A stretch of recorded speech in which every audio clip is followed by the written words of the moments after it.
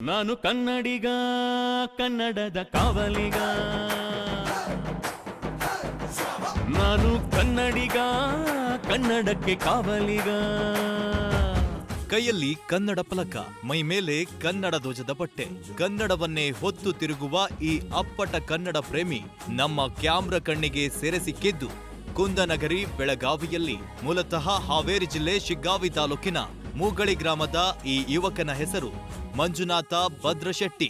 ಕರ್ನಾಟಕದಲ್ಲಿ ಕನ್ನಡಕ್ಕೆ ಅಗ್ರಸ್ಥಾನ ಸಿಗಬೇಕು, ಕನ್ನಡಿಗನೇ ಸಾರ್ವಭೌಮನಾಗಿರಬೇಕು, ಖಾಸಗಿ ಕಂಪನಿಗಳಲ್ಲಿ ಕನ್ನಡಿಗರಿಗೆ ಆದ್ಯತೆ ನೀಡಬೇಕು ಎಂದು ಒತ್ತಾಯಿಸಿ ಬರೋಬ್ಬರಿ 650 ಕಿಲೋಮೀಟರ್ ಪಾದಯಾತ್ರೆ ಕೈಗೊಂಡಿರೋ ಕೆಚ್ಚೆದೆಯ ಕನ್ನಡಿಗ. ಆಂಧ್ರ ಪ್ರದೇಶದ ಕಾಂಚಿಪಳ್ಳಿಯಿಂದ ಕರ್ನಾಟಕವನ್ನ ಪ್ರವೇಶಿಸಿ ಮಹಾರಾಷ್ಟ್ರ ಗಡಿಯವರೆಗೂ ಪಾದಯಾತ್ರೆ ಕೈಗೊಂಡಿರೋ ಸಾಹಸಿ. ದಾರಿಯುದ್ದಕ್ಕೂ ಕನ್ನಡ ಪರ ಅಭಿಯಾನ ಜಾಗೃತಿ ಮೂಡಿಸುತ್ತಿರುವ ಇವರು ಕನ್ನಡದ ಬಗ್ಗೆ ಕೀಳಾಗಿ ಮಾತಾಡೋರ ವಿರುದ್ಧ ಆಕ್ರೋಶ ವ್ಯಕ್ತಪಡಿಸುತ್ತಾರೆ. ಇದರ ಪ್ರಮುಖ ಉದ್ದೇಶ ಏನು ಅಂತ ಹೇಳಿದರೆ, ಕರ್ನಾಟಕದಲ್ಲಿ ಕನ್ನಡಿಗರಿಗೆ ಮೊದಲನೇ ಆದ್ಯತೆ ಸಿಗಬೇಕು, ಖಾಸಗಿ ವಲಯದಲ್ಲಿ, ಸರ್ಕಾರಿ ವಲಯದಲ್ಲಿ. ಇನ್ನು ಎರಡನೇದಾಗಿ ಏನು ಅಂತ ಹೇಳಿದರೆ, ಪ್ರತಿಯೊಂದು ತಾಲೂಕಾ ಕೇಂದ್ರದಲ್ಲೂ ಭುವನೇಶ್ವರಿ ಮಂದಿರ ನಿರ್ಮಾಣ ಆಗಬೇಕು. ಇನ್ನು ಮೂರನೇದು ಏನು ಅಂದರೆ, ಈ ನಾಡಿನ ನೆಲ ಜಲ ಎಲ್ಲವನ್ನು ಉಪಯೋಗಿಸಿಕೊಂಡು ಈ ನಾಡಿನೊಳಗಡೆ ಬಂದು ಈ ನಾಡಿಗೆ ಅವಮಾನಕರವಾದಂಥ ಮಾತುಗಳನ್ನು ಮಾತಾಡ್ತಾರೆ, ನಮಗೇನೆ ನಮ್ಮ ಭಾವನೆಗಳನ್ನು ಕೆರಳಿಸುವಂಥ ಮಾತಾಡ್ತಾರೆ.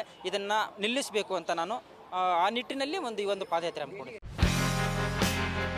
ಚಿಕ್ಕಬಳ್ಳಾಪುರದ ಕೆಎಂಎಫ್ ಡೈರಿಯಲ್ಲಿ ಕೆಲಸ ಮಾಡ್ತಿರೋ ಮಂಜುನಾಥ್ರಲ್ಲಿ ಕನ್ನಡಕ್ಕಾಗಿ ಏನಾದ್ರೂ ಮಾಡಬೇಕೆಂಬ ಹಂಬಲವಿದೆ.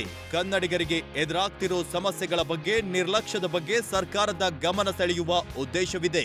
ಕನ್ನಡ ಅಭಿಮಾನ ಕೇವಲ ಹೇಳಿಕೆಗೆ ಸೀಮಿತವಾಗಬಾರದು ಎಂದು ತಮ್ಮ ರಕ್ತದಲ್ಲಿ ಪತ್ರಗಳನ್ನು ಕೂಡ ಬರೆದಿದ್ದಾರೆ.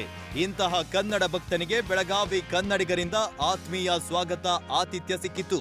ಬೆಳಗಾವಿಗೆ ಆಗಮಿಸಿದ ಮಂಜುನಾಥ್ಗೆ ಕನ್ನಡ ಪರ ಹೋರಾಟಗಾರ ದೀಪಕ್, ಅಶೋಕ್ ಚಂದರಿಗೆ ಸನ್ಮಾನಿಸಿ ಗೌರವಿಸಿದ್ರು.